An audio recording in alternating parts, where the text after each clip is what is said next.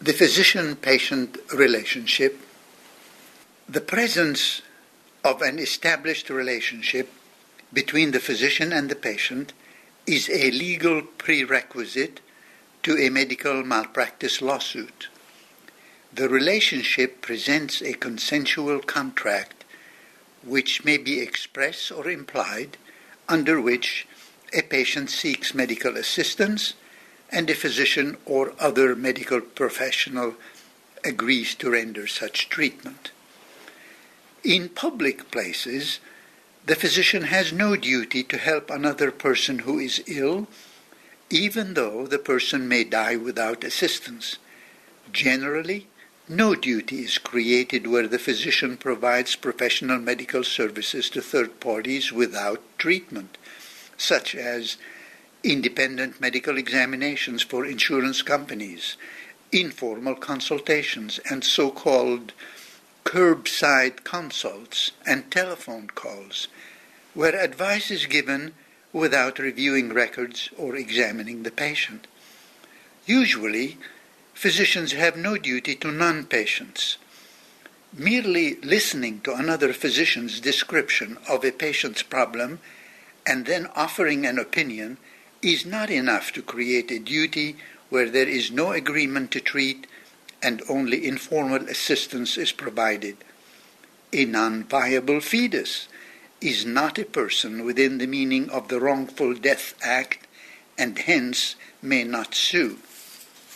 The independent medical examining physician, who is retained by a third party for examination only and not treatment, for example, pre-employment exam, owes no duty to an examinee. Because the physician acts for a third party and does not undertake to treat, he or she would not be liable for any alleged damages resulting from any conclusions the independent medical examiner reaches or reports. But the independent medical examining physician has a limited physician-patient relationship with the examinee that can give rise to a medical malpractice claim based upon a limited duty to exercise professional care.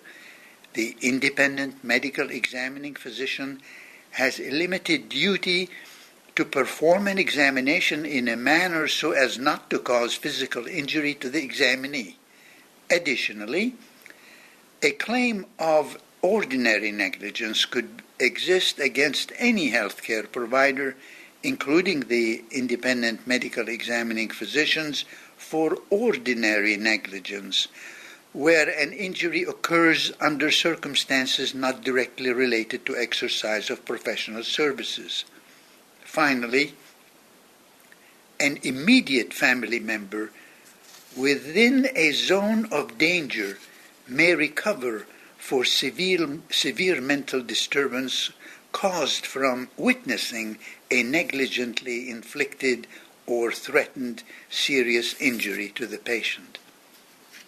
The physician-patient relationship is created by accepting a person as a patient, undertaking to examine and treat a patient, or agreeing to be on call or be available to provide medical care. On-call cases may represent a spectrum of involvement. Mere on-call status alone is not enough to create an implied consent to a physician-patient relationship. If, however, a physician is on call and a discussion takes place regarding the patient's symptoms, diagnosis, and treatment, a physician-patient relationship has been held to exist. The physician's duty arises from a special relationship beyond just being there, examining third parties, mere listening, or just being on call.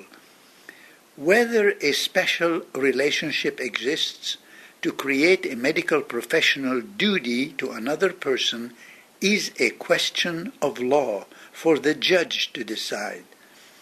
If the judge determines that a defendant physician owes no duty to the plaintiff, summary dismissal is proper.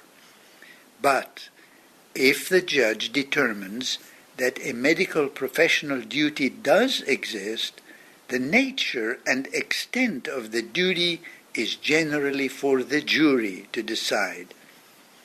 In determining whether to impose a duty, the judge evaluates 4 factors: the relationship between the parties, the foreseeability of harm, the burden on the defendant in imposing a duty, and the nature of the risk of harm from the conduct complained of in the malpractice lawsuit. Generally, there is no duty to protect third persons against the criminal acts of a patient. But when a patient communicates a threat of physical violence against a reasonably identifiable third person, this triggers a mental health professional's duty to act to protect the third party. Third-party communications do not appear to be sufficient to trigger the duty. A common law duty might survive when a foreseeable danger is made known during the course of the patient's treatment. Hospitals have been held to owe a duty of care to a patient's family to take reasonable measures to prevent foreseeable harm, and a special relationship must be sufficiently strong to require a defendant to take action to benefit the injured party.